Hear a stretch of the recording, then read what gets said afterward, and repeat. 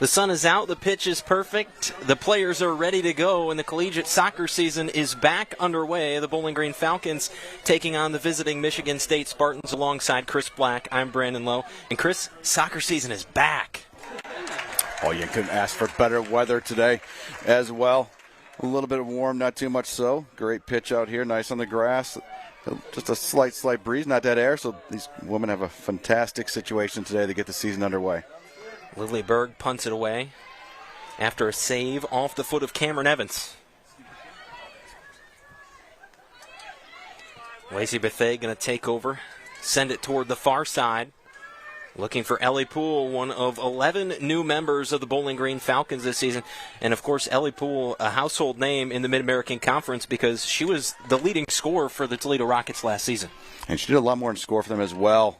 Very, very much was leaned on for energy on the flank side. Usually on the left, also got into the right side. A lot was asked of her beyond just in the attack, defensively as well. Does a phenomenal job of tracking back on the defensive side and then also in the counter getting forward. You don't get that many goals by just being a defensive player only. So she's bringing a lot of experience, a lot of minutes, and a lot of mileage started per game as well at University of Toledo. So her official era of the season coming underway here today, with all those new players, as you talked about.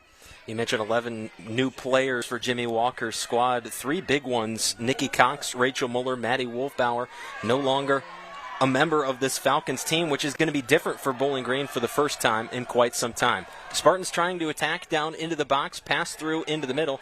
Lexi Serwin, one of the new members of the Falcons, played it away. Nice attempt there for the Spartans, just high of the crossbar. You almost wonder, sometimes like that, it's set up for you just outside the 18. Almost too easy this early in the game. One was a little bit too big, so the ball sailed up high.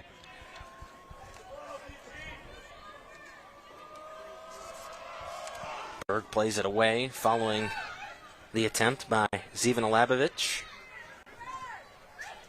Mayadine to Bethea. Forward. First touch for Ruber. Out in front of the Michigan State bench, Ellie Poole brings it to the ground. Couple touches to the back line. It goes for Lauren Milner.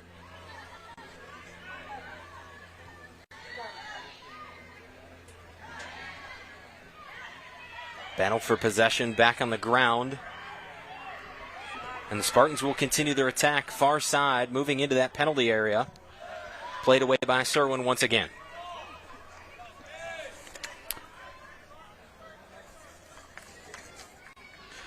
It really was a missed opportunity for Michigan State on that back post. Ruby Diodoti had really gotten a lot of space in front of her. Was calling desperately for the ball. That was number 16 last time, and I think Falcons very fortunate not to give up an opportunity on her foot there because now they're going to be ready for those runs coming in. And the Spartans are not letting up on the attack. They continue to pressure, but now Bowling Green, just as I say that, they get possession back. Mayadine forward, outside, Bethea near side. Bethea going to keep dribbling. Pass into the middle. There's Katie Cox. Back outside to Bethea. Down near that byline. Across. Poole just couldn't get ahead on it. Taller defender there for the Spartans. Halts the Falcon attack for the moment.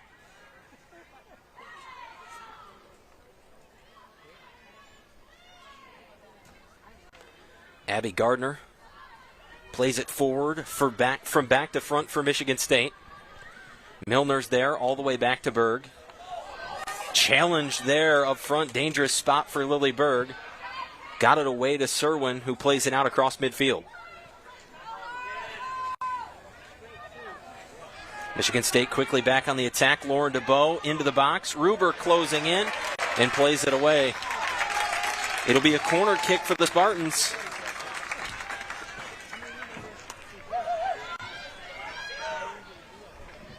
Ruber, a nice job to seal that edge there last second before the cut in. Yeah, she closed really well last second there. I mean, the run was just past Lindsay Spots. So a good cover by her and last second tackle. Still get up a set piece, but much better than the other choice of a chance on goal. Corner into the box. Still loose. Spartans trying to turn it around. Shot there, deflected away by Dieselhoff. It'll be another corner as it goes off that brand new scoreboard here at Cochran Stadium.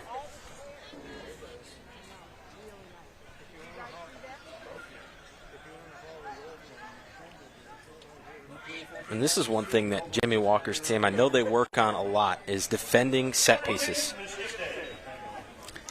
Yeah, it makes sense, too, with them because they can counter so well off it, too. So, obviously, you're trying to stop the scoring opportunity, but this is a possession opportunity as well if you win it here into space. Out into the middle of the box, up in the air. Carries back out. Played in once again. And Berg is going to scoop it up. And some contact there. And the Falcon football team sitting right behind the net. They were all over that one. Yeah, fifth officials behind Lily Berg all day in the first half. We'll see if they're as positive in the second half when the goalkeeper switch ends. Michigan State right back at it. DeBow takes the pass from Evans. Now into the box. Here comes Maggie Illig. And Milner on the defense once again, but it'll be another corner kick for Michigan State, their third of the game. Yeah, too much space given to Cameron Evans, number 10. She had way too much space. She was able to hold up play a little bit. Bowling Green decided to drop off. And it wasn't her first pass. It was actually setting up the second player. One negative ball, then a good diagonal ball in, and didn't get a chance on goal again, but dealing with the third corner kick of the game. So Diodati goes to the corner once again. In a dangerous spot to continue to put yourself in and having to defend this corner. Played in right to the middle. Kenna White, the first one to the ball for Bowling Green. 4 consecutive headers before the ball finally finds the ground. Played away by Poole. There's the speed of Lacey Bethea. You see the neon cleats on your screen. She can be really dangerous if she gets out into open space, but the Spartans do a nice job there. They work with a 2-on-1, and the ball's headed right back to where it came from, to their attacking end of the field.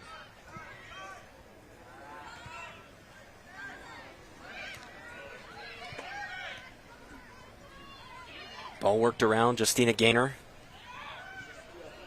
Again to Illig. There's Labovich. Back into the middle, taken away by Ruber and Maya Dean.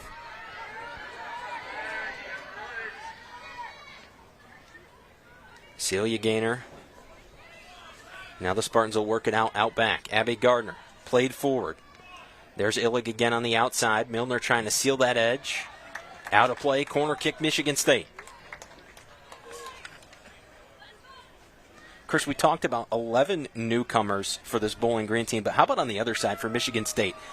53% of their roster, 17 of 32 players new to the program. Yeah, it's definitely always tough when you get that turnover. But at the same point, you saw what Coach Jeff Hausler was able to do in 1 year. 10 points, really, or 10 win swing coming into his first year. So you know that's a little bit of a stamp. You can't do that much on a recruiting class, but you imagine a little bit of a stamp on that recruiting class, helping bring in the type of players that will succeed in his system. But that is definitely a lot of changeover quick. Falcons able to hold the Spartans off once again on the fourth corner of the day. Ball goes to Lily Berg for a goal kick. On the same token, too, so many of the programs with that additional COVID year that came in, the changing of the, I almost call it a transfer market, but with the changeover of movement of players as well. If a coach is really good, they got a direction going the right way. If they can find some people that fit their system, it's a little bit of an advantage to be able to try to change over the way you play, have people fit your system. So you expect even better things from the Spartans this year than even last year. Back forward for Michigan State, Celia Gaynor into the middle. There's DeBow. Bouncing around, ball back to Justina Gaynor. Forward. There's Labovich once again, working through, tries a shot. Yeah, just a couple hands going up, trying to hope for a handling call, but arm was really always at the side. It would be a shocker if an official made a call like that. And let's go back and talk about Jeff Hausler for a minute. You mentioned the 10-win season in his first season at Michigan State. A lot of coaches, you can pinpoint things that they're good at and say, this coach is really good at this coach is really good at that. If you had to pinpoint one thing that Jeff Hausler is really good at, it's being good, and it's winning. Yeah, that is one thing, being good at. And you saw what he did at the Grand Valley State University program, and how he took that program to the levels he did, right into it at his next stop on the path. And that's here last year at Michigan State. Illig right into the box, off Milner. Corner kick number 5 coming up for Michigan State. We were talking about off air before we started the connection there, where Danny Johnson, who was playing at Pacesetter, was playing for Jimmy Walker at the club there.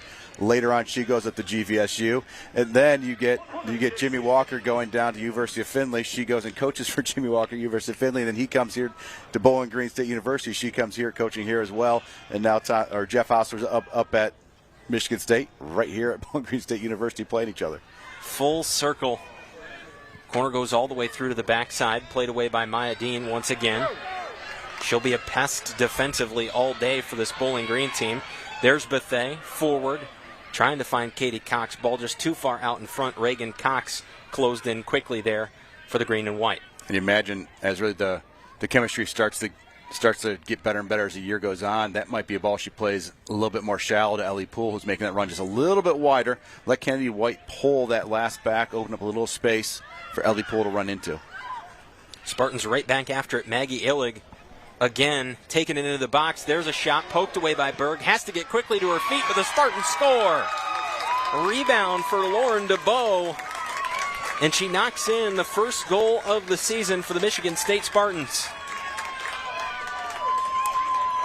Lily Berg did well dealing with that first shot in the near post, knocked it down at least wide, so there wasn't much angle to put back on frame. But there was enough. DeBow able to tuck it away just inside that bottom post, pops all the way up to the net. And at a point, too, when you continue to attack there like Michigan State did, ultimately, eventually, something's going to go for you. And that was it right there. Yeah, it's tough to absorb that long and not give up a quality chance on goal, and that's what they did. So we'll see how Bowling Green responds here. 1-0 in this game, Michigan State on top. Of course, these two teams, they did play last season, and this is how the game started as well. Michigan State scored the first goal, and it wasn't until the 89th minute that Bowling Green got the goal to tie the game up. The two teams ended going to a draw after double overtime, but certainly Bowling Green would love to answer as soon as possible. Yeah, you know, Coach Jimmy Walker's over there trying to figure out how much fight the team has with him right away. He obviously wants them to be calm and collect. He's looking for something early, some spark to get into the attack right away. Illig had another breakout there that Milner had to play away out of play. So it'll be a throw-in for Justina Gaynor. Gaynor down into the corner. That one out. And it'll be another throw-in for the Spartans. Diodati down near the corner. Throw-in taken away by Lacey Bethea. But it'll end up at the foot of Lauren DeBow. Back to Gardner. It goes into the box. Milner, the first one to it, a lot of green space. Ellie Poole and Maya Dean back and forth. Now into the middle for Isabel Gilmore.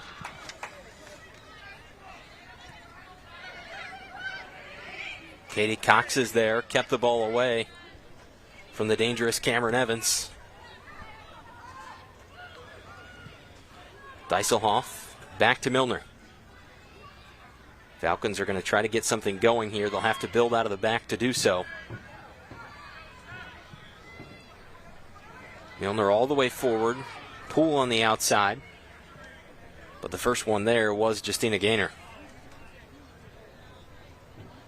Back into the hands of Lauren Kozel, or feet rather. We'll see if Kozel has to use her hands later on, but that's your Big Ten Keeper of the Year last season.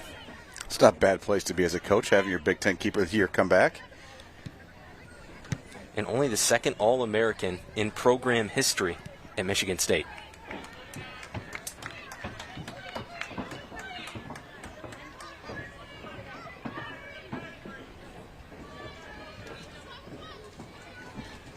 Throw in here once again for Diodati.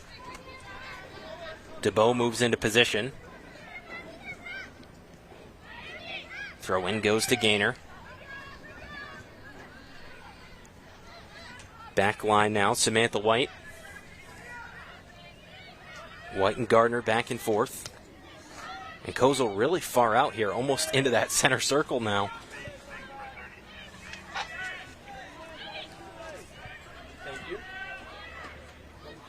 Kenna White to Katie Cox. Falcons taking over. Cox trying to give Ellie Poole some space. Spartans collapse quick, but Cox got it back.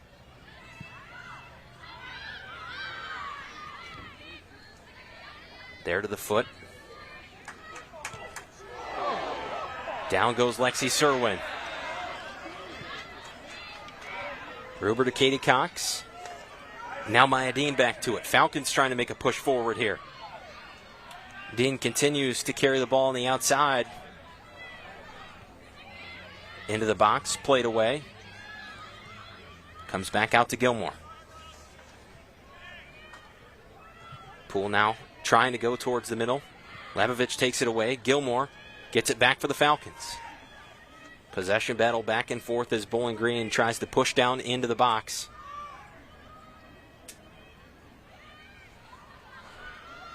And Poole will reset with Dean on the outside. Really nothing came out of that, but the good news for Bowling Green is sustained possession.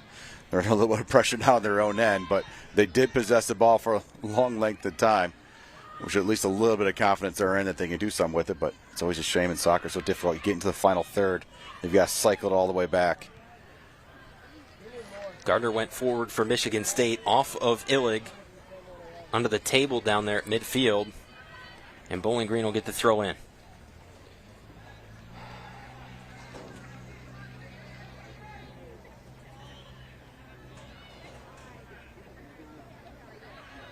Dean and Poole continuing to work. Katie Cox involved. There's Kenna White. White has explosive speed and a really long stride to boot when she gets a hold of the ball.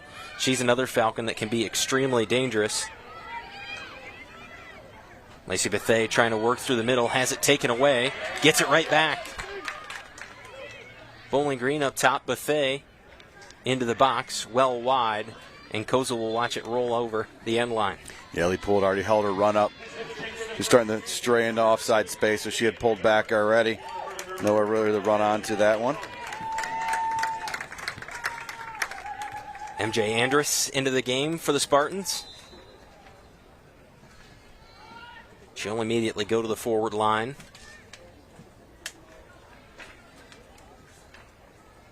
Kozel gets things going. And you mentioned, too, the Falcons sort of taking the pressure off their defense. It's so tough, not only physically but mentally, when you're under pressure for so long like they were in the first 10 to 15 minutes of the contest. Yeah, it just starts to drain you a little bit, of course, and also you start getting a little bit negative, and you're thinking absorb. If you can't get a little breakout, get a little confidence, or kind of see a way out of it, some positive thoughts to it, it's kind of tough to kind of just stay on top and drain on you. Because even if you were back, you still like to go forward. You may not get the score very often, but you're still feeling like you're accomplishing something if you can get your team forward with the ball. Ellie Poole trying to win the ball away. Spartans maintain. Celia Gaynor. And there's Poole. Forward. Kenna White trying to close in. She'll go at Kozel. Kozel gets it away to the right side of the formation.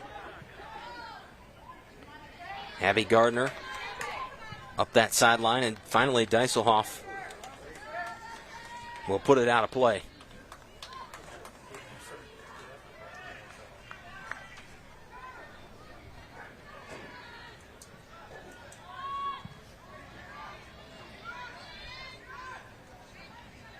Dieselhoff once again high through the air.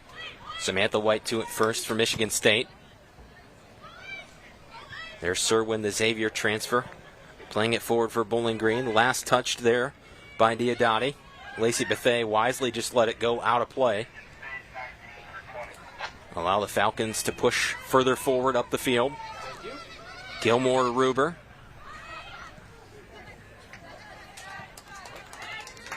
Cox misplay there to Bethea. Out of play. And there you see Bowling Green head coach Jimmy Walker, as well as some of the other members of the coaching staff, keepers coach Scott Rissler, and volunteer assistant coach Eric Vandermeulen. And Jimmy Walker, certainly the first 2 seasons, the most ideal result, 2 MAC championships. It kind of seems to happen wherever he goes that way. It's that successful. All I was thinking about that is maybe Scott Rissler's the get back man. Maybe he's just right behind Jimmy, waiting for him to get too close to the line. He's going to start pulling on his belt. But yeah, it seems to be a theme now.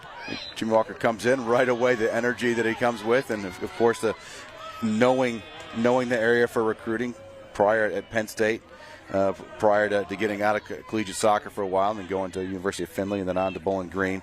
Knows the area very well as far as recruiting. A lot of the coaches as well. Played down in Tiffin, and he is considerably older than me, but he was my first yellow card in college as well. He's definitely fitter than me, but he's definitely also older than me. So after the foul by Kenna White, the Spartans have it once again on their attacking side of the field. Celia Gaynor moving it forward. Spartans continue to try to work through that right side of their formation. Too far. And Berg will have to chase the ball down.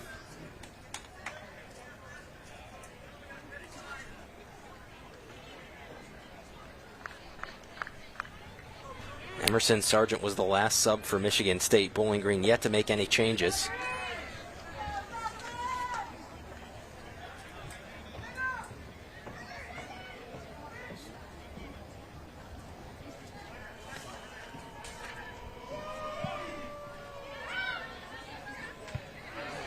Berg brings it out, and Justina Gaynor was right there all over it. Yeah, it's a tough thing when Berg's waving the players forward because there's nothing on short. Everyone knows it's going long. Then it's kind of a little easier for the defense to set up for it, but at least you give up a head ball and it's right out of bounds anyways. Out off the foot of Kenna White. White wearing the captain's armband.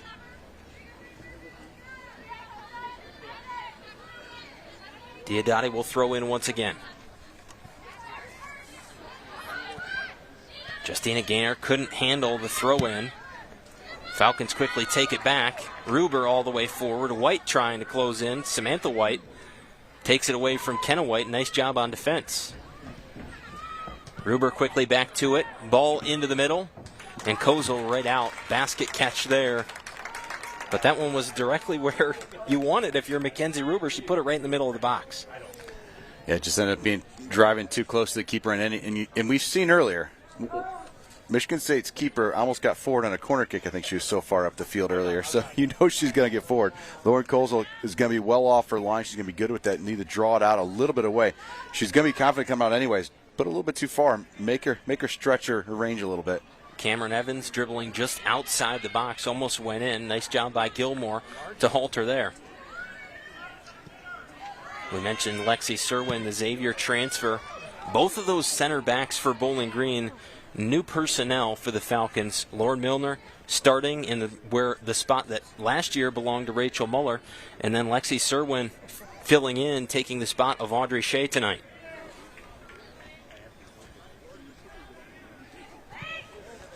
Kozel comes near us on the press box side of the field, but Diodati touched it while her feet were out of play.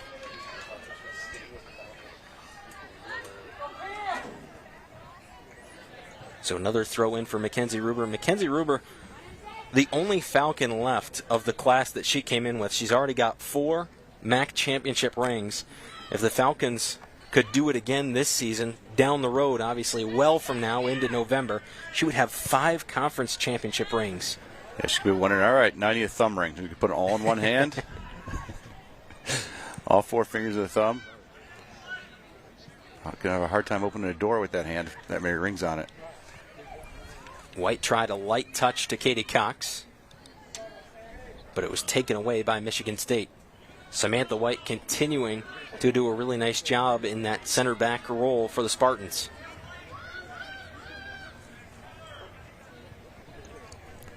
And there you see again, Kozel really far out of the box.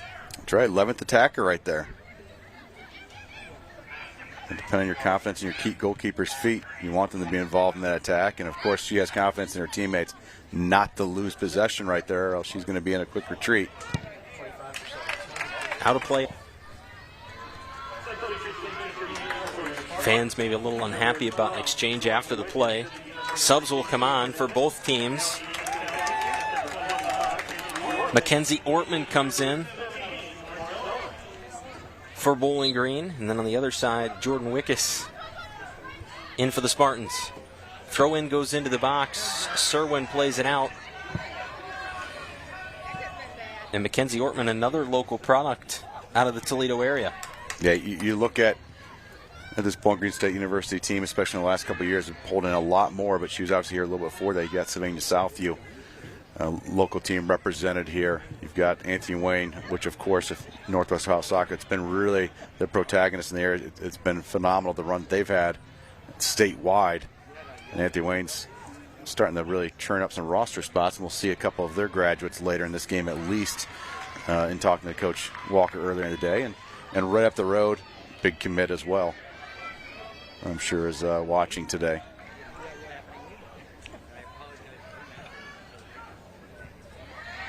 Possession battle continues back and forth. Kenna White comes away with it, trying to work through the triple team. And the Spartans do a nice job at collapsing on the ball and taking lanes away from the Falcons. And so far they've been able to do it. It'll be interesting to see, does it stay continued, or does the current set of players in the current system of play, do they start to figure out where they can find space, or is that going to have to be adjustment that comes at halftime or in the run of play from Coach Walker, or is it just personnel? Make a little bit of change, be able to find a little bit of space in the right combination to get opportunities. Over halfway through the first half of play now. Spartans still on top 1-0. A big takeaway there for Lacey Bethea. All the way forward. Kenna White going to be the first one there. Out in front, into the box. Kozel's back. White shoots, and Kozel makes the save. I was going to say, the good news, bad news is you've got an outside attacker, Lacey Bethea, working deep in your own end. She does win that ball. You've seen Bowling Green take direct shots down the field. They did it there, and White was onto it. But, one of the things you talk about goalkeepers is get there and get your feet set. And unfortunately for White, she waited all the way until Kozel had her feet set before taking the shot. Obviously, it wasn't enough anyways right at her, but maybe a little more confidence in going early right there. Just a redirect, get on frame, make Kozel make a save instead of hitting it at her. But that was about 20, 30 seconds of soccer from one end of the field to the other, where everybody for every team did everything right. Yeah. So it was a very quick counter. We'll see if they can keep that up. And you mentioned one of the Anthony Wayne players in the area, and there's Bryn Gardner coming on. Jaden Frigerio in for Bowling Green as well. So the outside will change around Kenna White.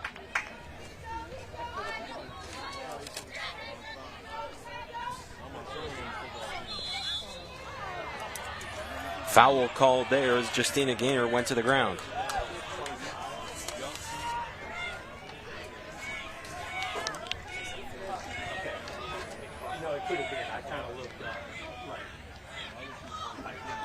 So Katie Cox is going to wait right there. She'll make the official walk her off the ball. Diodati right on top of it. Cox walking back with the head referee. Just inside the edge of the 18. Three-person wall there. Katie Cox, Bryn Gardner, and Mackenzie Ruber. Diodati and DeBow around the ball. Diodati chips it over the wall. Gilmore was right there. It goes back to Diodati into the box. Gilmore there once again. Outside. And Diodati doing a nice job. Back and forth sequence there. Possession back and forth between her and Isabel Gilmore for their respective teams. Emerson Sargent back to the ball. Haven't called Sargent's name since she checked in, getting a chance to do some work down there in the box, but had it taken away.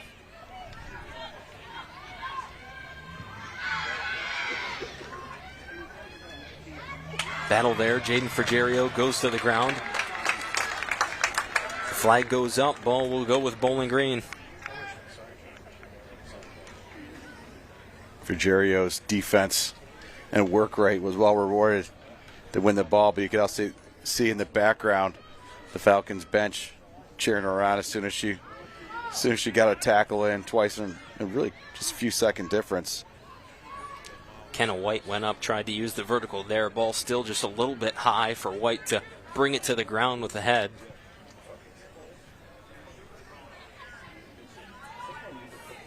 Bria Scrotenboer with the ball right now for the Spartans. Back and forth with Abby Gardner. Scrotenboer to Justina Gaynor. Spartans moving closer and closer to the box. Down near the end line. Had it kicked away by Gilmore. Corner kick number 6 coming up for Michigan State.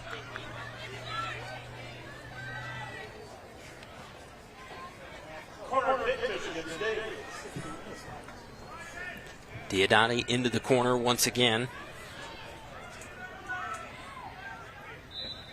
In swing from this corner.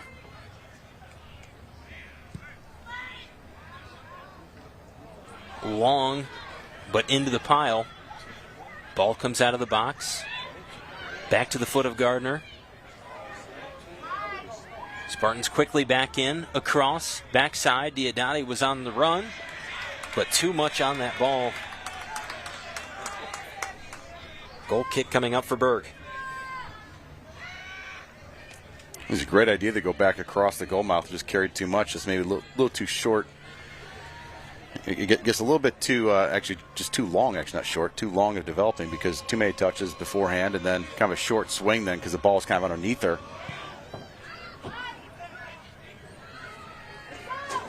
Ortman kept it in the air, got to midfield. DeBow knocked it to the ground. She continues to dribble before the pass back to Gardner.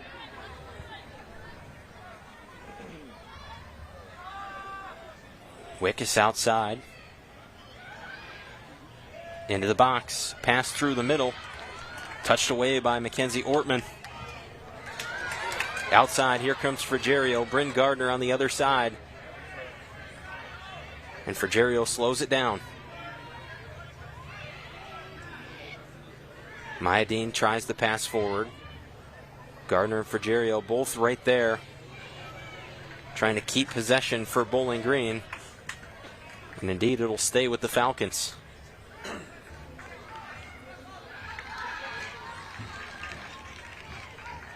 DeBow continuing to wreak havoc defensively. She's been all over the field tonight. It'll be interesting to see if the pace can keep up all game long, or if it kind of settles in the second half. Of course, the subbing is different here, and so many of these kids are coming out maybe in ECNL or semi-pro of the summertime when the subbing restrictions are actually harsher than they are for collegiately, so that they get to change the way they play a little bit. And depending on how they are in the cycle of fitness for the college they're going into, whether they're doing more interval trainings or more distance, just kind of depending on how the teams play. It's always interesting as those girls go through the first year, second year, third year, 4 year, how they start to develop into how their coaches want them to play. Mackenzie Ortman called for the foul there. White trying to work around Gardner. We've got Whites on both sides. Kenna for Bowling Green, Samantha for Michigan State. We've got Gardners for both sides. Serwin to Katie Cox in the middle. Ortman there once again. She's tripped up now. And that'll garner the whistle as well for another foul. Slow whistle. Might just been waiting for the officials to see if they can just play out of it. And the ball's going nowhere, so call's made.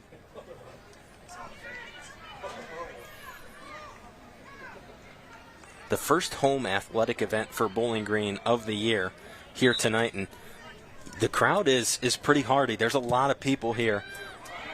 Michigan State fans making the trip as well. Falcons into the box there. The header from Bryn Gardner bounces one hop into the hands of Kozel.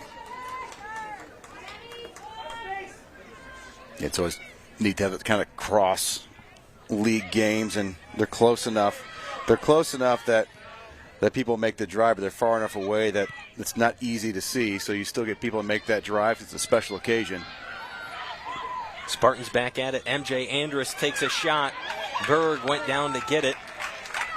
scooted away from her just a little bit, but recollects herself and gets back on top of the ball. Yeah, Jordan Wickus was running in. She's kind of dumped at the end, but nothing to see there from the official.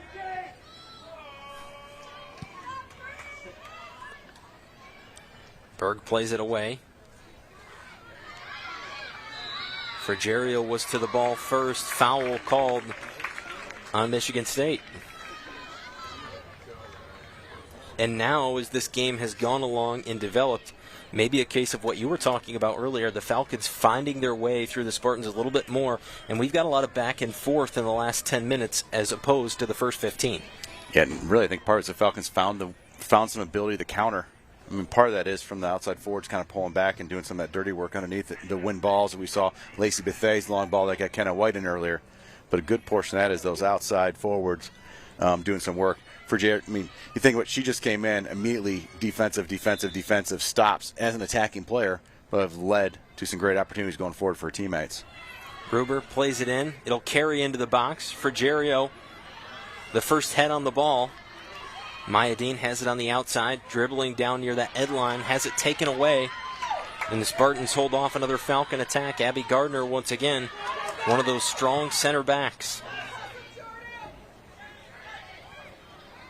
Ball out to midfield. Gilmore doing the most there for Bowling Green, trying to keep it on the Falcon side of the field. Katie Cox gets it back.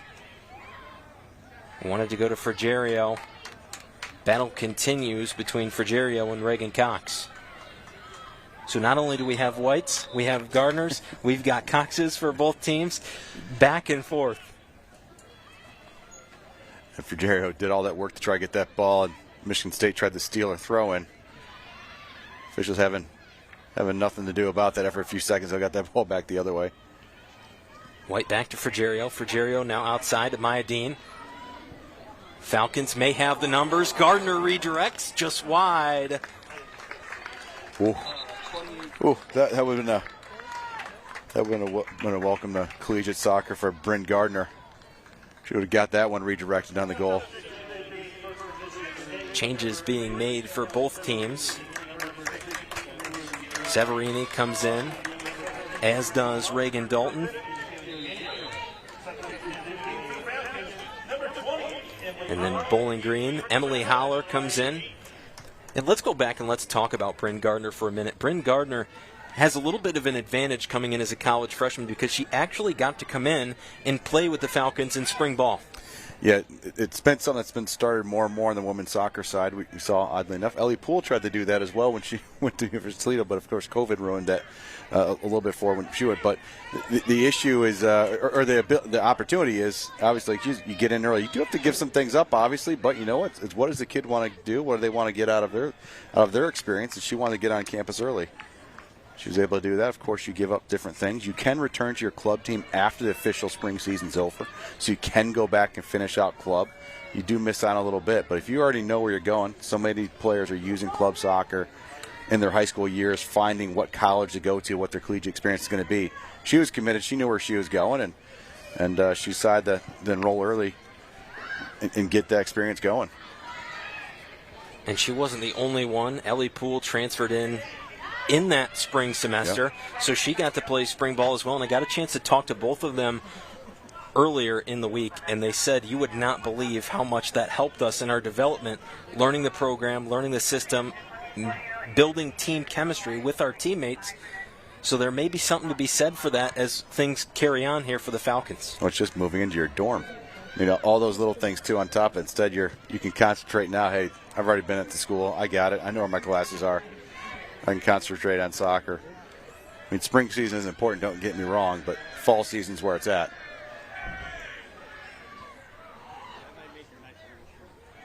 Spartans now moving it around that center back keeper triangle.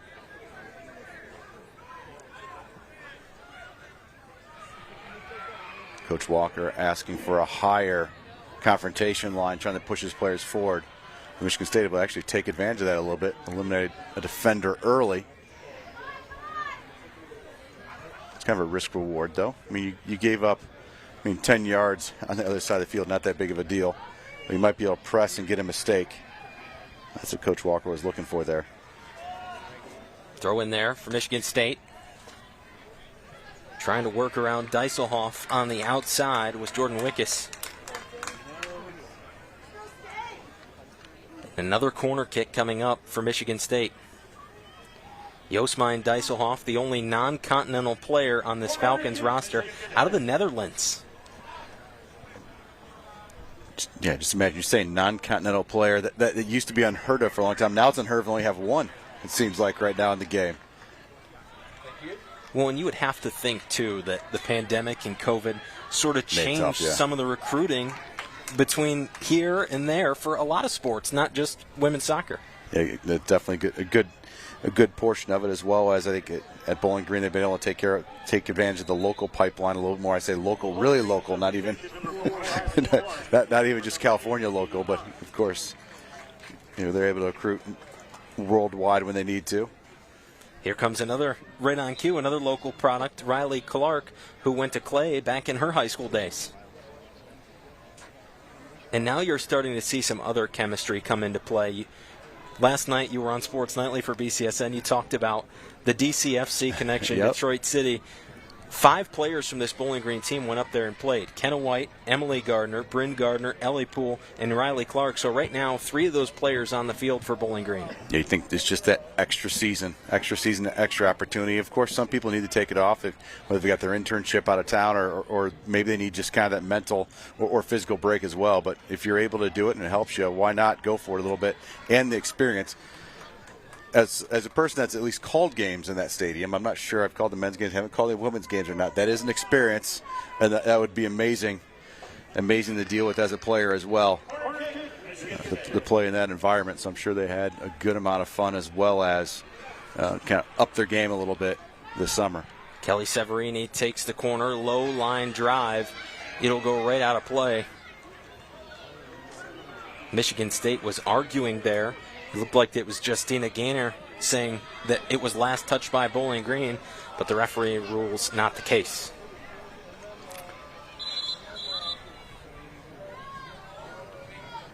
And we'll get a whistle and another change being made for Michigan State. Lauren DeBow checks out for the first time this game. Morgan Garrick comes on. 3 minutes to play left in this first half. Spartans continuing to lead. After that early goal, collision there. Lexi Serwin and MJ Andrus.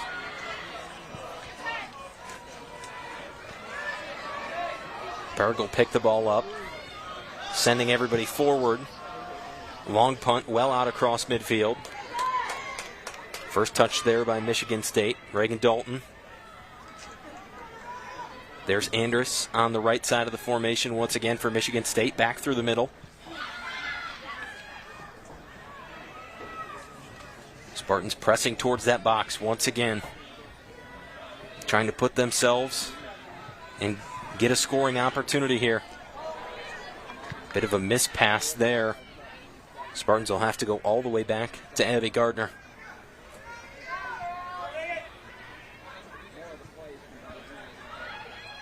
Gardner forward. Spartans with a little space once again. Riley Clark going to close in on the near side. A lot of room. Bryn Gardner. Gardner continuing down near the box and cut off. And Gardner was just really, more than anything else at that point, just trying to hold up play a little bit. Probably could have just turned it away and tried to hold up to the side because numbers just weren't there yet. He's going to get fouled by Gardner. The numbers weren't there yet. Of course, when you're absorbing like they had to, really the only chance was Kenna White, who she had to make her run away, trying to open up a little bit of space for Gardner to cut into. But she wasn't able to beat a player and get in. And that was reminiscent of the early runs we saw for Bowling Green back towards the beginning of the game. Of course, one of the things a lot of coaches will talk about is emphasizing the first 5 minutes and the last 5 minutes of the games, of the halves, and Michigan State playing more in the end of the half like they did at the beginning of the half. So that could be one of their things right now that Jeff Hostler wanted to focus on with this group. 1 minute remaining. Down under a minute to play. We'll see if either team can make a big push here. Foul going to be called, delayed whistle there. It was on Ortman once again.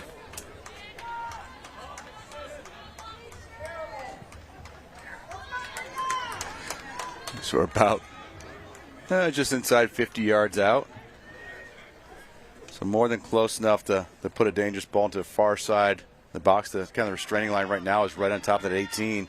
Bowling Green trying to give Lily Berg some room to come win the ball if it's flighted in. Scrotenbohr plays it in. It's still in the air. Spartans right there. Falcons there as well. This time it's Riley Clark who knocks it away. Ball going down near the corner.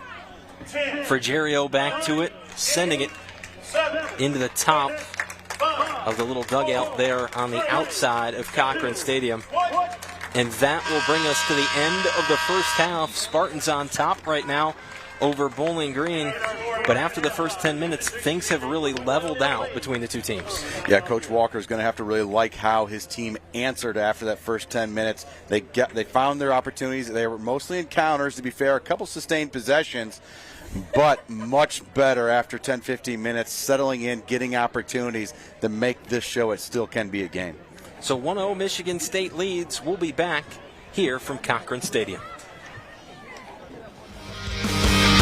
Of one season ago, the Spartans on top of the Bowling Green Falcons, 1-0 at the half. And we're getting ready to go here in the second half. And there you see Mackenzie Ortman. We talked about her, the Southview product.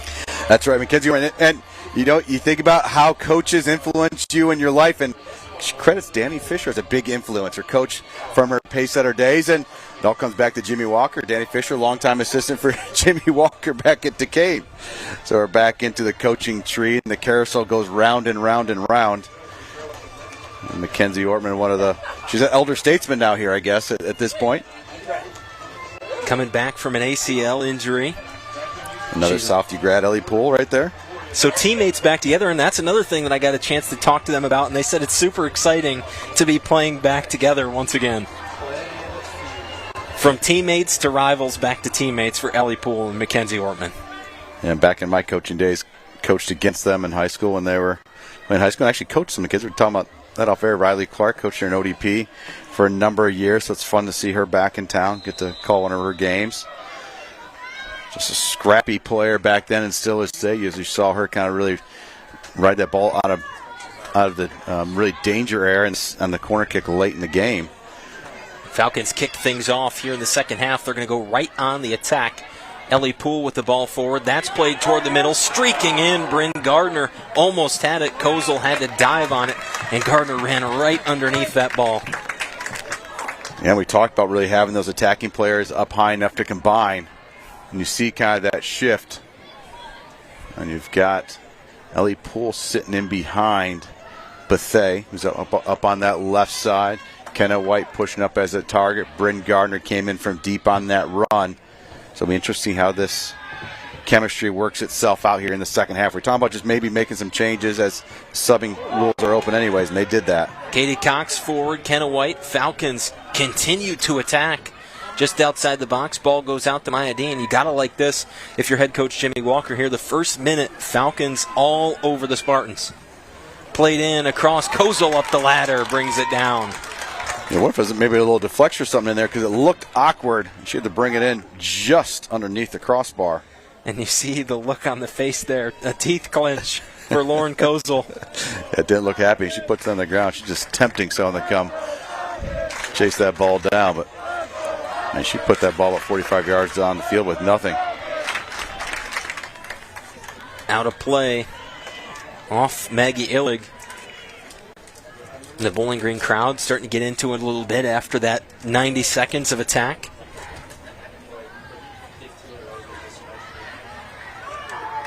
Ruber turns it upfield, all the way forward. One touch there for the Spartans. Bethea trying to get to it on the outside, but it'll roll out. No damage done there for Bowling Green as it'll stay with the Falcons.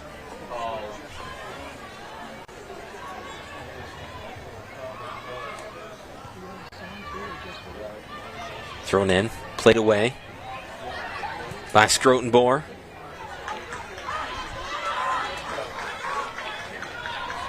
Eric Vandermeulen quickly gets it back to Ruber for the throw-in after it went out of play.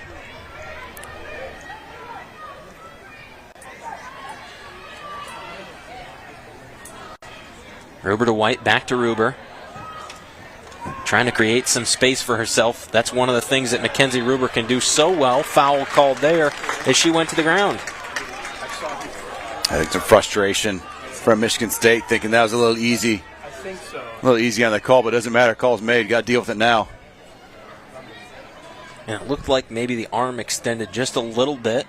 And anytime the official sees that arm extension, it's going to likely draw a whistle. Yeah, don't give him an excuse.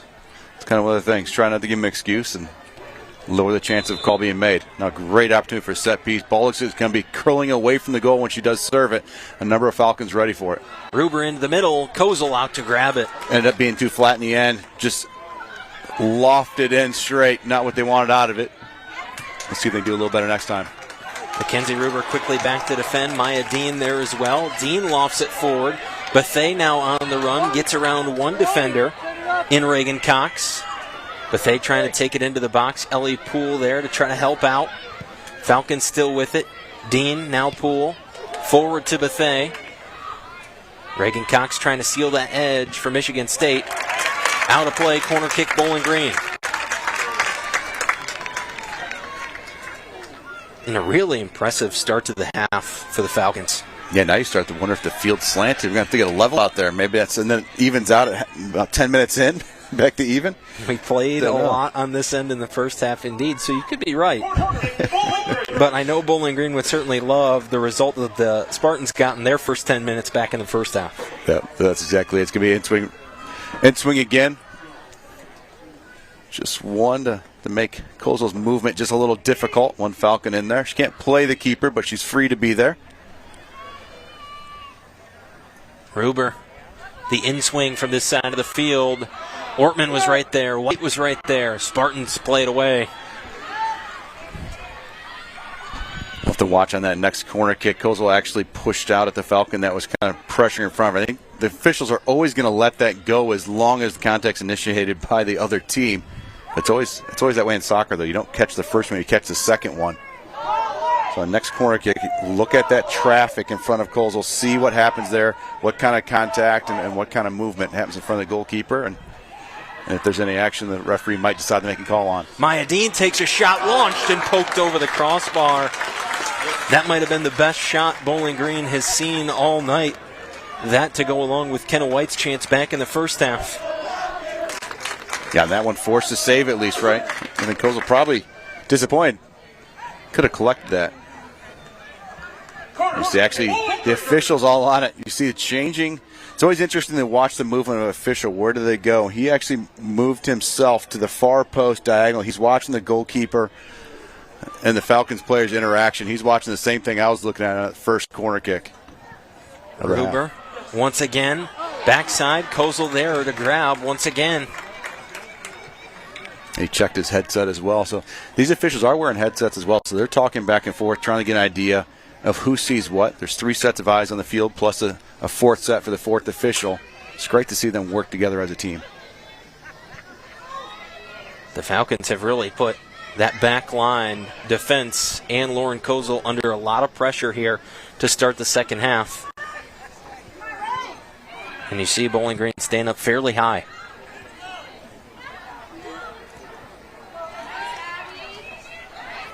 Bethea stays attached to the hip of Abby Gardner till she plays it away across the field. Justina Gaynor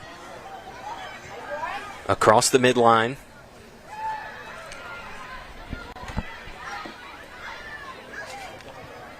Scrotenboer outside. Up the left flank. Redirected pass into the middle, taken away by Ruber for the moment, but down they go in the box. And we'll get a stoppage. Yep, going to be a penalty kick call there. And Ruber got tangled up and called for the foul in the box. So a one-on-one situation here as we go to the penalty kick. Cameron Evans.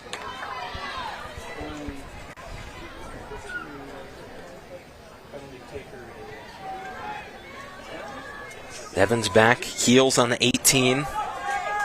Berg standing between the frame. and Evans scores. Michigan State, their second goal of the game.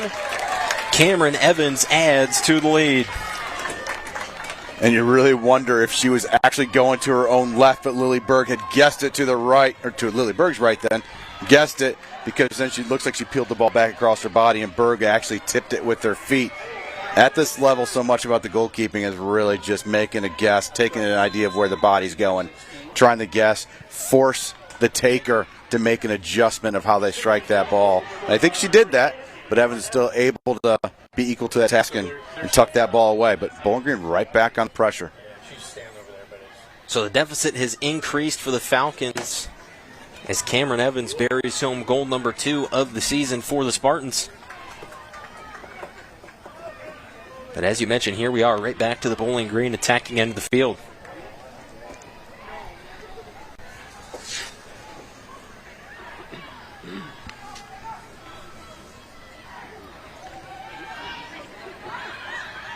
Ball coming out to Mayadeen. Now back there's Mackenzie Ortman. Ortman into the box. Ellie Poole right there. Kenna White just misses the ball.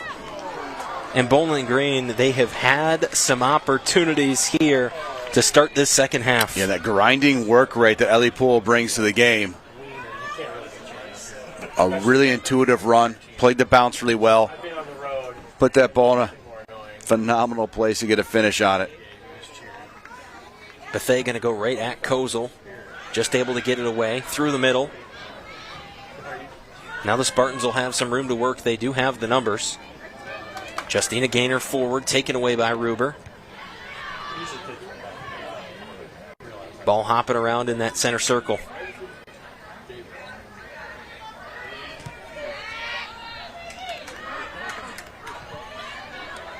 This time it's Dieselhoff who kicks it out. Another throw-in coming here for Michigan State, but not before they make some changes. Kelly Severini back in. She comes in for Ruby Diodati. Nobody think 8 minutes in, that's early for substitutions, but at this point, it could just be adjusting to the lead, or the fact that even though Michigan State expanded their lead, they've given up phenomenal opportunities to Bowling Green that Bowling Green just hasn't capitalized on. So it's so interesting to really know at the end of the day, is Jeff Oster making decisions because of the game, the way it's being played, or the scoreboard right now? Because it's two different things in soccer, especially when it's just 2 moments of brilliance and the game's back to tied up at 2-2. Well, the Spartans did use 7 players off their bench in the first half. Samantha White back in as well. White started the game. Whistle blown, throw in here for Michigan State.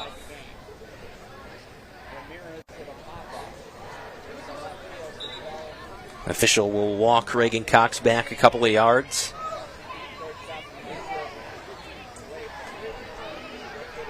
In it goes. Illig there. Still out in front. Shot attempt blocked in traffic. Mayadeen plays that ball away. White right there. Now Bethea. Lacey Bethea does have that speed. Gets around one defender. Trying to get around another. And taken down in the box. But incidental contact there. Got tangled up with Scrotenbohr. Yeah, no issues on no call on that one. Bethea was actually kind of the aggressor. Great work right to her to try to get that going. Kenna White, same thing. On the ground, she just got a ball loose.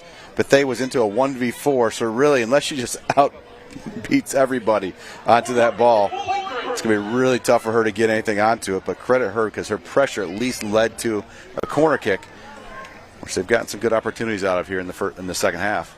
Ruber down into the corner once again.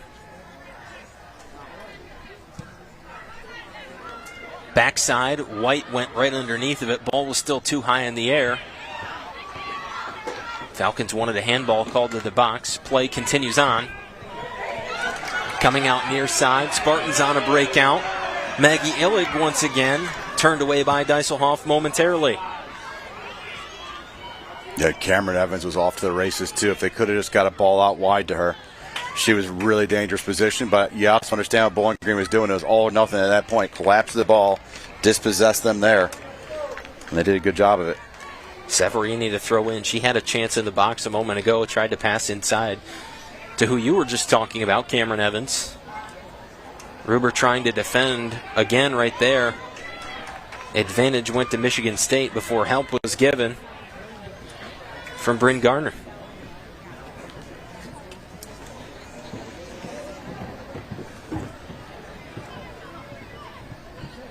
Throw in upfield.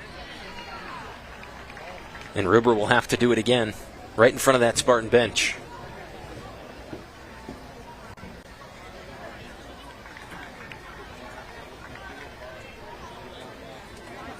Ruber all the way forward, wanted to go to Gardner.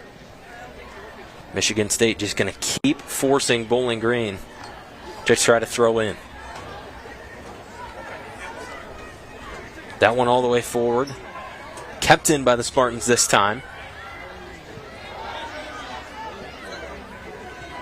Ortman to the ball. Now Maya Dean. Space to work with. Tried to put it forward to Ellie Poole. Not enough on the through ball. Yeah, Dean tried to do a little bit of outswing, cheeky ball to split them, but not enough to it. Ortman goes to the other side. Gardner was there. Katie Cox in there as well. A lot of play through the air momentarily. Gardner lofts it into the center of the box. Back out and back on the ground. Lauren DeBow, who had the first goal, gives a pass outside. Reagan Cox back toward the middle. Severini coming into play, into the box. Ruber goes down with a slide to block it away. Great tackle by Ruber, and Lexi Serwin also sliding in behind. Falcons were giving up space on that backside of the post, but they did such a nice job of rotating across. Bethay trying to close in again. Not able to do so before Scrotenbohr played it back to Kozel. Maya Dean back on the ball. It comes to Ellie Poole. And really enough pressure by Bethay that she caused that turnover for Bowling Green to win that clearance. Poole backside. Here comes Kenna White, and Kozel was right there. Down goes White. And you're getting to see why Lauren Kozel was the Big Ten Keeper of the Year last year. That really good movement. Obviously, she's got the vertical ability. The height is a good starting point anyways, but she does well with balls in the air. Does really well with her feet, too. Covers ground well, and she can distribute. I mean, it is the 11th attacker. It's been that way about the last 10 years, really changing to the goalkeeper, spending more time with her feet than with their hands, and she's done a real nice job moving the ball even under pressure. Falcons still in command of the ball. Deiselhoff plays forward. Spartans back the other way. Back and forth. Seesaw effect. Here comes Illig with a chance. Serwin keeps it away. Ruber forward again. White trying to streak up the field. And although they've been under pressure a lot here in the second half, you can't say enough about the job that Michigan State back line has done. Yeah, they've dealt well with rotating pressure. So many players from Bowling Green are putting pressure on that back line, making runs that they're having to look everywhere. And right now they're even unbalanced. They're sorting it out right now. You'll see it come on to the left of your screen. There's a drop there. And Bethay on the ground, ball bouncing around. Kozel gets to it. Yeah, right at that point, the hope in the end, as Michigan State was able to control later, was hoping for a dangerous play for an indirect kick or something, because really it's not going to be a foul that's going to end up in a penalty there, but really the best you can do is get an indirect kick for dangerous play.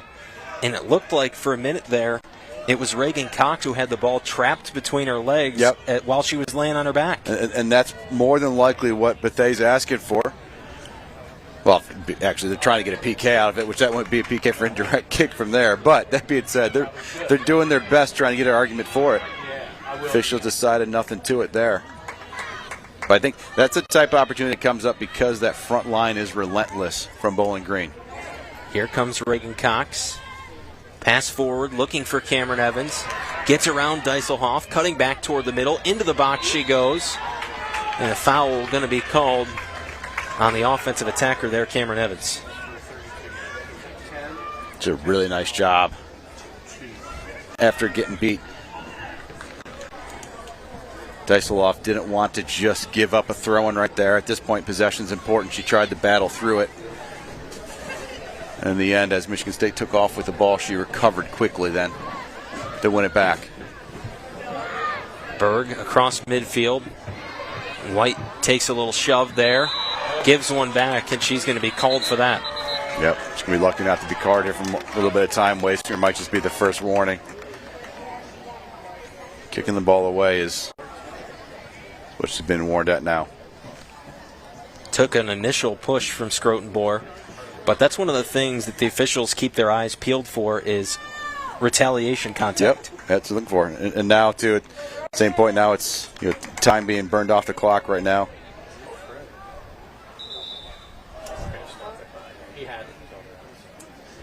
And now we'll get a whistle. And I'm sure it's probably the sideline was asking for it. Some time back for it.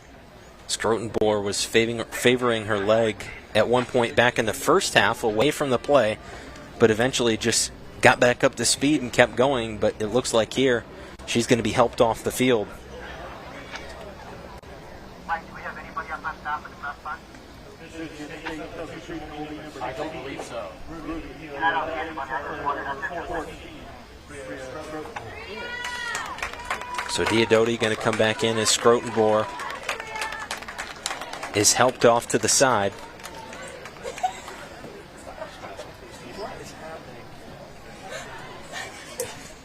And so now both teams here getting a chance to talk. You see Michigan State right there, Bowling Green doing the same thing on the other end.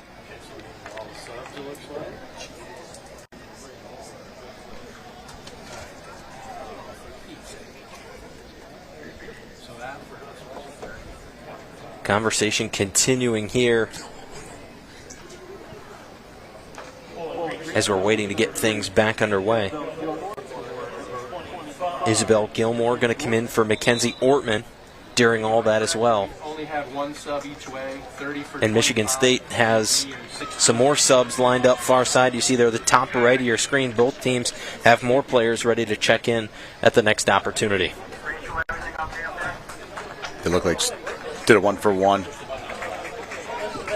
off the injury. Appeared to happen there, but we're back to play, and Colza dropped off, but she's going to be the recipient of the ball back there.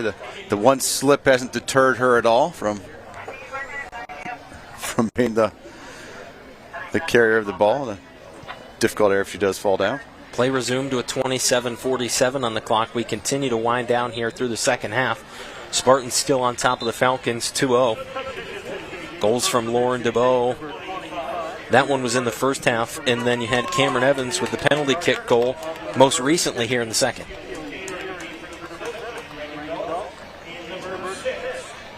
And that line of substitutions for Michigan State comes in. Frigerio back in for the Falcons.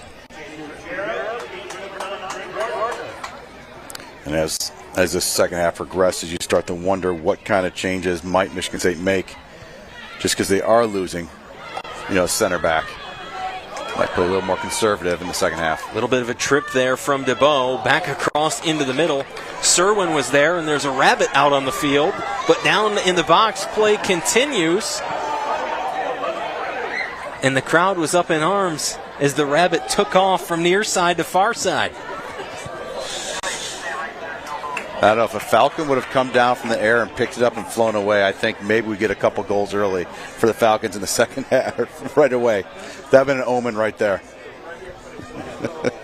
And this is similar to here last year at Bowling Green. Bowling Green is no stranger to having animals on the field. Last year, there was a mallard duck out on the field at one point, and we actually had to stop play to get the duck off the field. So props to the rabbit. He just made his way through. Oh, he just played right all the way through. No one found him with the ball. He just kind of took off on his own. Michigan State will continue to attack here. Down into the box once again, DeBow. Over the end line, ball goes to the keeper, Lily Berg. And Emerson Sargent will come back in for Michigan State.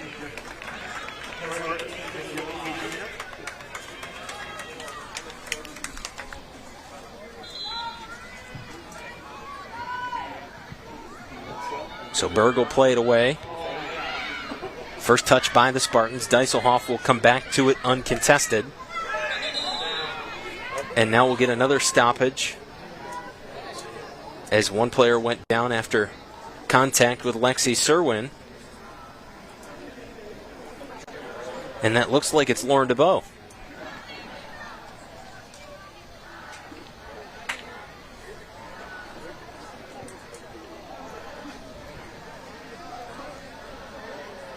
Of course, player safety is the number one priority in the game. But when you had some momentum like Bowling Green did, what does 2 stoppages right in a row do to your momentum? Yeah, that's the tough thing, right? Takes you off just a little bit of your game and where you're at. And really, it's more than anything else. You need to stay positive, keep moving forward, so you don't lose that momentum.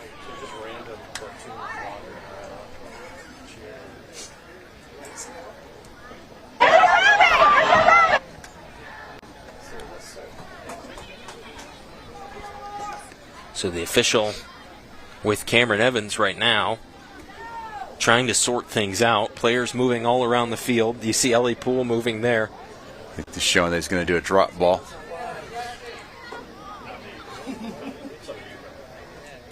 So I think just waiting between the officials. They're all talking on the headsets, kind of getting sorted out between the 2 ARs and the 4th official.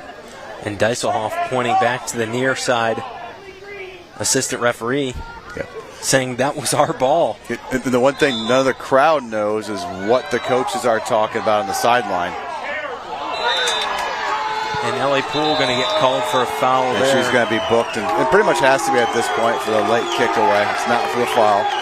But you've already had the one on Kenna White, and now the second one.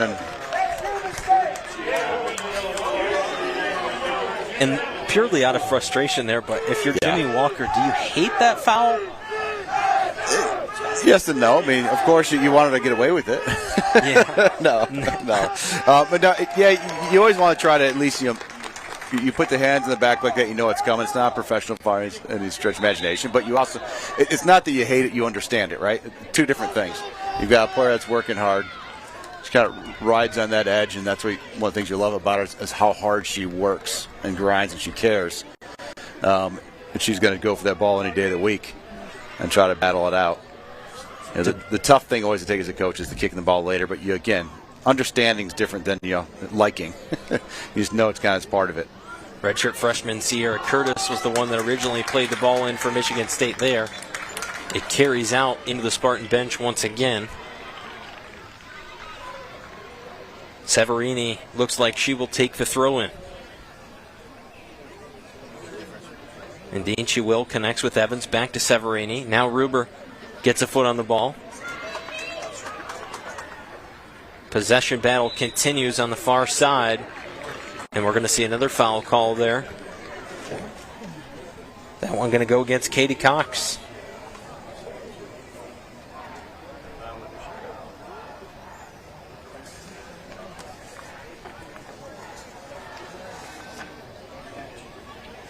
So here comes a free kick. Samantha White into the box and out wide of the goal. Official points the arm towards Lily Berg. And if you're familiar at all with Bowling Green soccer and you hear the name Katie Cox, there's a name that you generally associate with that's missing this year. Nikki Cox graduated from the program. So this is the first season that Katie has played without her older sister, but she said, I'm looking forward to it. It's a challenge for me to step up and sort of fill that role of her older sister, Nikki Cox, who was arguably and is arguably one of the top 10 players of this program all time. Yeah, that always is interesting to think about, talk about where no matter how much they enjoyed and how much they got out of it, now it's your chance to kind of be your own. If you're following her, you're following your sister in club, following your sister in high school, always a little bit behind. How does your identity change as a player? And especially now that you're getting towards the top end of the program, it probably opens her up to be a little more leader, tests her a little bit as well. How much can she grow without just the security blanket of a sister there? Dieselhoff turned around and blocked that one. Yeah, and that was a delayed whistle was going to be called anyways. Officials trying to let Bowling Green work it out, didn't want to take away advantage of possession. So actually 2 fouls able to be called there. Once he realized they weren't going to be able to play it out, he goes back to the original one. And Bowling Green pushing up, so having Lillyburg go along with it. Berg away, looking for the height of Kennedy White. Michigan State right back to it. Lofting pass there from M.J. Andrus. Down on the ground. A little bit of a flop from Cameron Evans. Yeah, the roll at the end was good, though. Falcons forward once again. Bethea challenged down near the box. Spartans just continue to do a nice job defensively. Back and forth. We seesaw across sides of the field here as Michigan State now on the push. But the pass intended for Andrus too far out in front of the forward.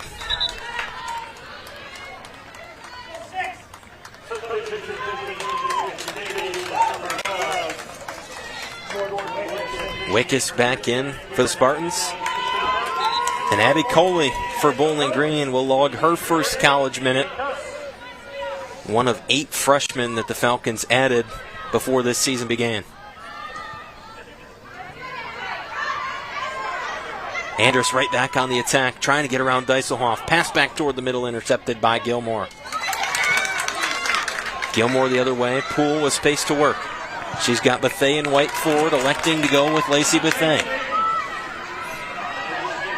Neon cleats on the feet of Lacey Bethea. Pass into the box, looking for White. Goes by Kenna White. Coley was behind. White comes back out to the ball. They'll reset with Ruber. She'll back off the ball a little bit before she plays it right to the top of the 18. Coley got a piece of it, but it went the wrong direction. Andrus forward. Lexi Serwin doing a nice job in her first game as the Bowling Green Falcon.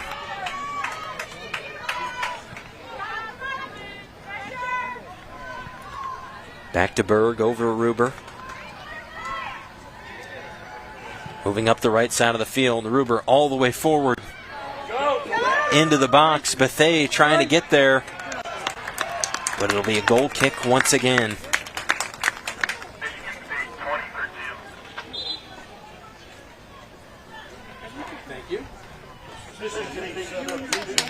Lacey Bethea, that speed is part of the reason that she was last year's MAC tournament MVP.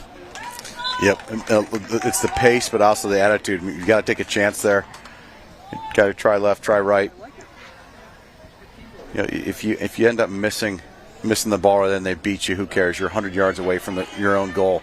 Or if you do a little foul, you go a little too much. That's okay. You're a long ways away from the goal. Keep that pressure on as she does. Good things happen. Here comes Wickus into the box, tries a shot. Down went Deiselhoff. But everything clean there. Good defense by Josmine Deiselhoff.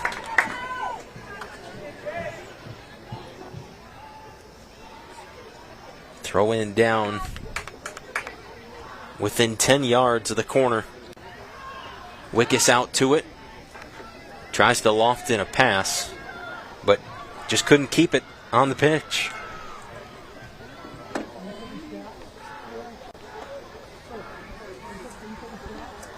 Under 20 minutes now, 18-20 to play.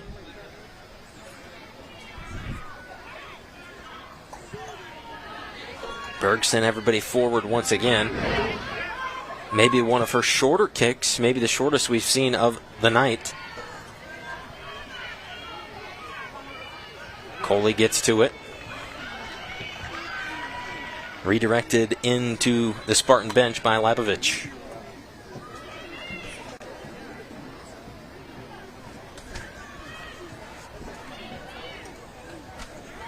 Thrown in right on the ground.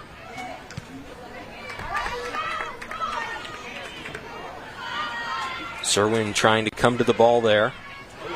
Andrus goes down. Clean tackle from Ruber.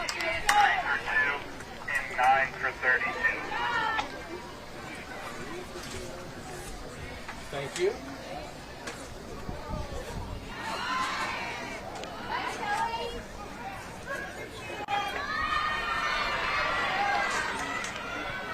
Severini forward.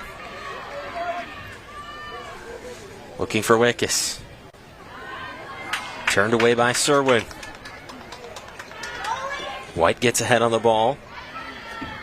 Spartans try to play the other way. Coley tried to come in relief.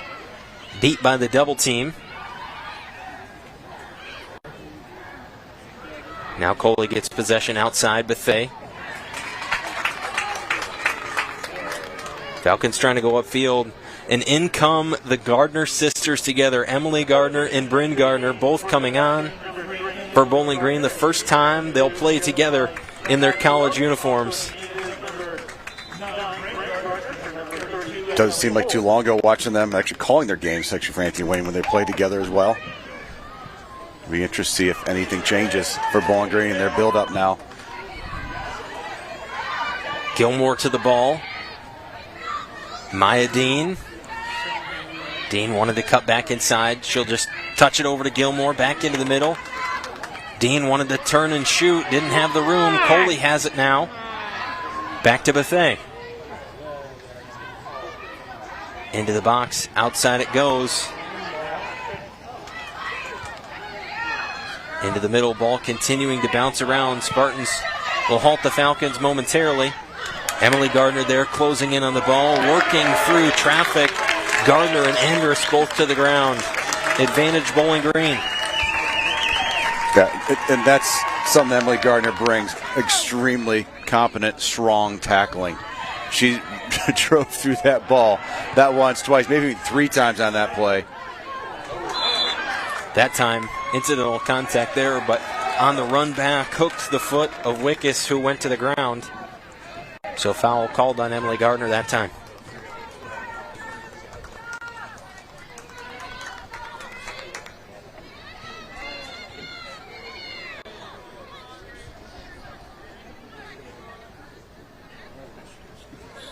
The official trying to prompt them to take that kick, pushing it a little bit, as no one is even near position to take that free kick for Michigan State. Wickes continues it on to the far side of the field. Bowling Green with it. Coley forward. White. Kenna White went down awkwardly right there. Spartans take over near the top of the box. They fire a shot. That's wide of the net. The official will stop the clock to go back and check on Kenna White.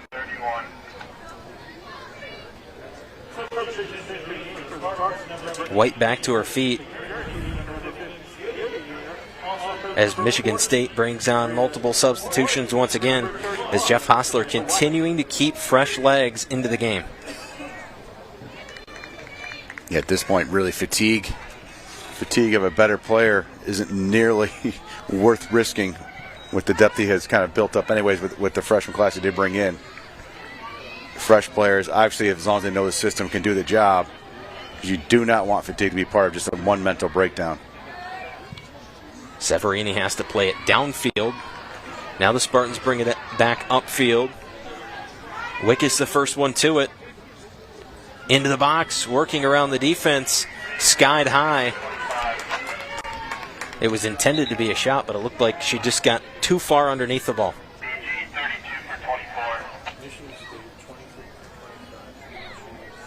I think a little disappointment in her face there, a little shake of the head at the end. Wanted to have done better there by Wickes.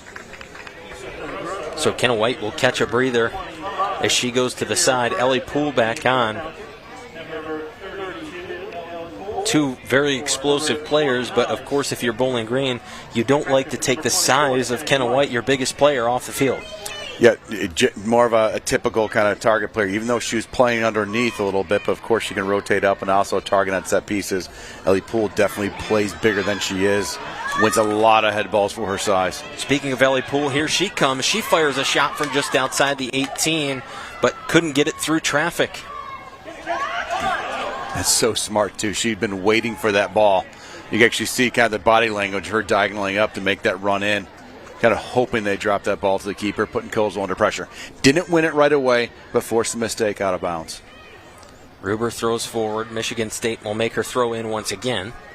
Bowling Green trying to push the pace forward as time is continuing to wind down constantly. Clock working against Bowling Green. Into the middle, Kozel goes for it, and she gets the grab. And surprisingly, almost overcommitted. And Bryn Gardner was right behind her. I don't know that you could have put a piece of paper between the two.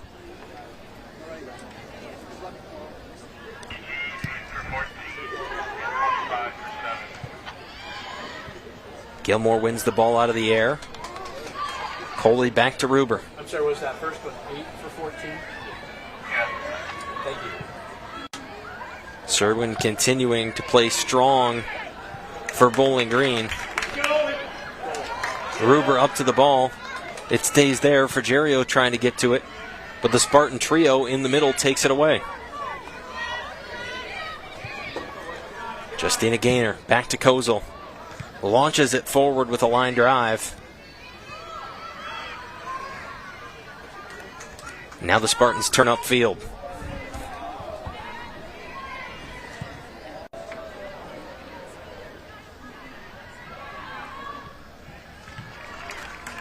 Of course, in Michigan State, with a 2-goal lead, they're in no hurry. But you know Jeff Hostler and his history of winning, he's not one that's just going to park the bus and defend for the next 15 minutes. Yeah, the restarts have been slow, but they're still attacking and run a play. Speaking of attacking, shot fired at Lily Berg. She made the save. Her defense helps her out. Bryn Gardner from the forward line all the way back, helping out the keeper after a beautiful save by Lily Berg. Yeah, Lily Berg got the first one. Teammates helped her clean up the second one.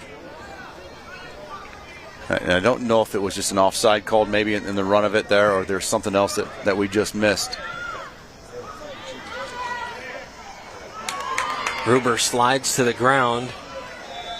Contact looked a little worse than it was there. Foul going to be called on Ruber. As 20s collided, Labovich was there as well, and Ruber going to be issued a slow whistle on that, so you don't know if the opinion came in from one of the other officials maybe, and that's a good thing about soccer. You've got 4 sets of eyes, you've got different angles. Fourth official on that side is a very similar angle to the AR. I mean, the odd thing is that the fourth official's having the coach talk to Michigan State coach instead of Bowling Green coach. I think Coach Jimmy Walker would be a little more upset about the call. second yellow card of the day for the Falcons. First one was to Ellie Poole, that one to Mackenzie Ruber. Ball on target there, but right into the hands of a leaping Lily Berg. Ruber brings it out once again, all the way forward, still continuing to look the way of Lacey Bethea.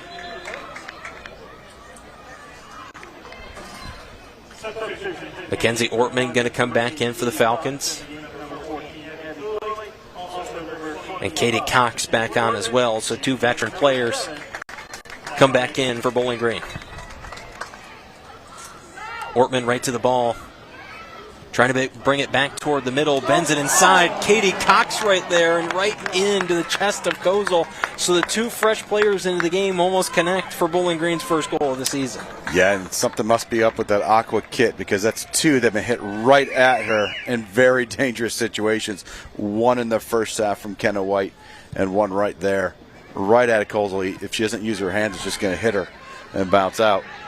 But great run, great serve, great run. Dangerous play, just the finish. Just a little too big in that moment. Emily Gardner with the last touch there as Michigan State makes another change.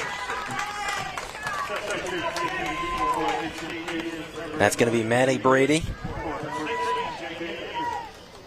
Freshman out of Colorado. Making her first collegiate appearance this game as well.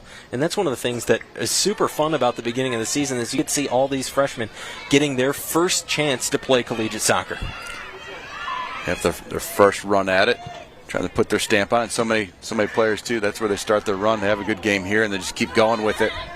Almost play above themselves for a little bit until their overall play raises to the level of their first game.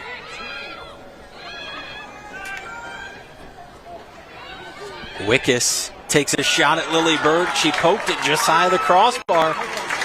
Yeah, knuckled a bit on her. So she didn't try to collect it. Instead felt safer just to parry it over, and she did.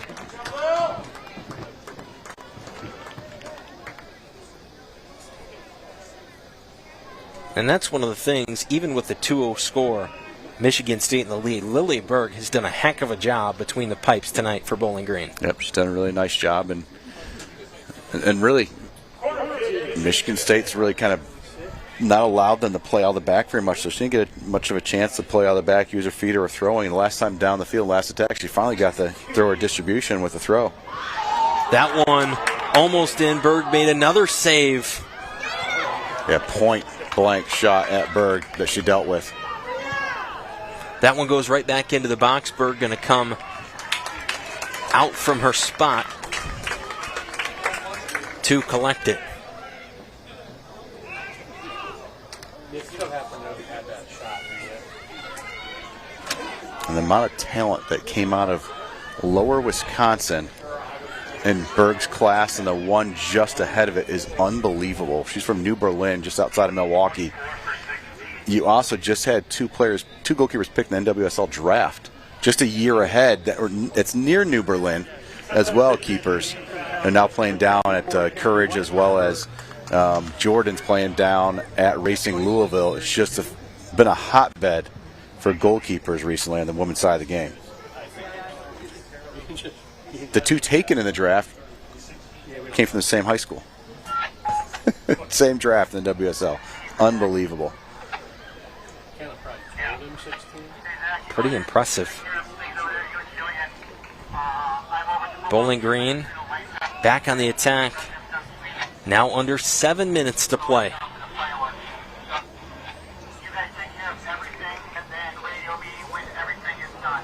Back for a throw-in once again. Ruber trying to creep forward to Kenna White. Now Gilmore comes back to the middle. Here's Mackenzie Ortman, a lot of green space. Closing in on the ball once again. Left foot and wide there, as it carries between the poles of the scoreboard rather than the poles of the goal.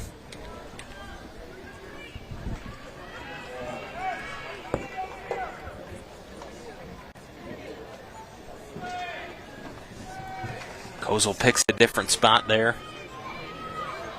as she gets ready to play it away. And she would certainly love to end this game with a clean sheet against a Bowling Green team that has been very tough over the last 4 or 5 years.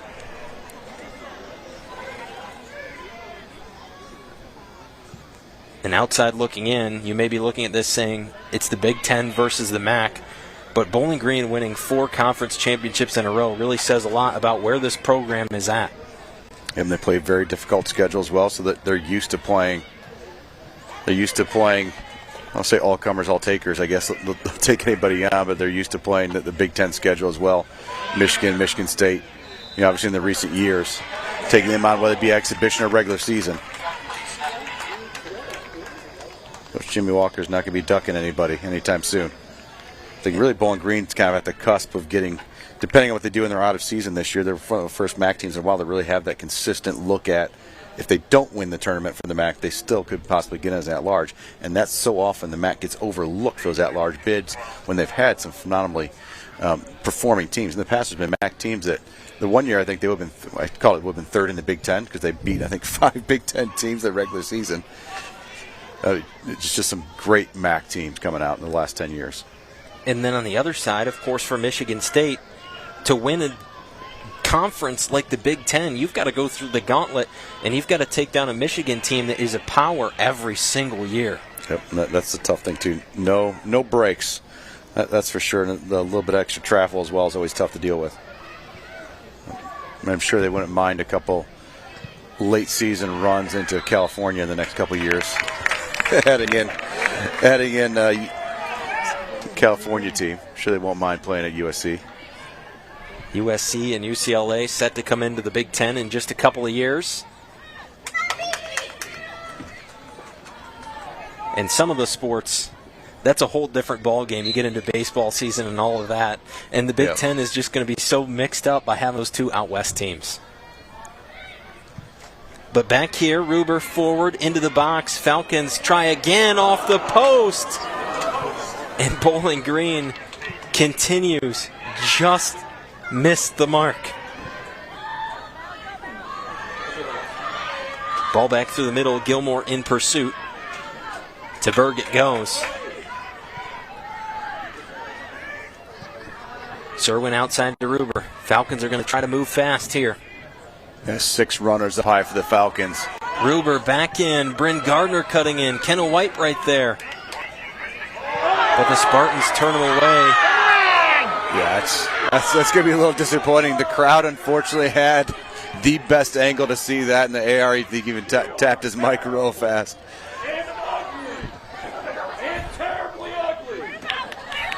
And the Bowling Green faithful not happy right now. Spartans back forward. Serwin there again. What an impact she's had in her first game as a Falcon.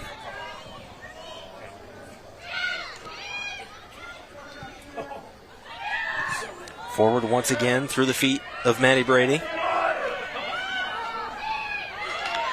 Cox tries to take it away.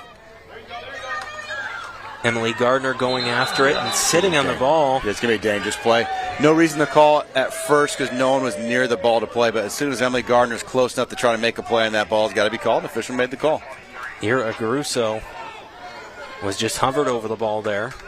And push numbers forward and either try to go big or reset it, change the point of attack a little bit. Lily Berg restarting it with the ball to the middle. Ruber forward. Katie Cox trying to line it up. She goes down. Contact from behind. Ruber again on the outside. Flag goes up. It'll go with Michigan State. We'll get a stop here as Michigan State going to make 4 more changes in an effort by Coach Hostler to maybe get some more people into the game. Try to get everybody an opportunity here.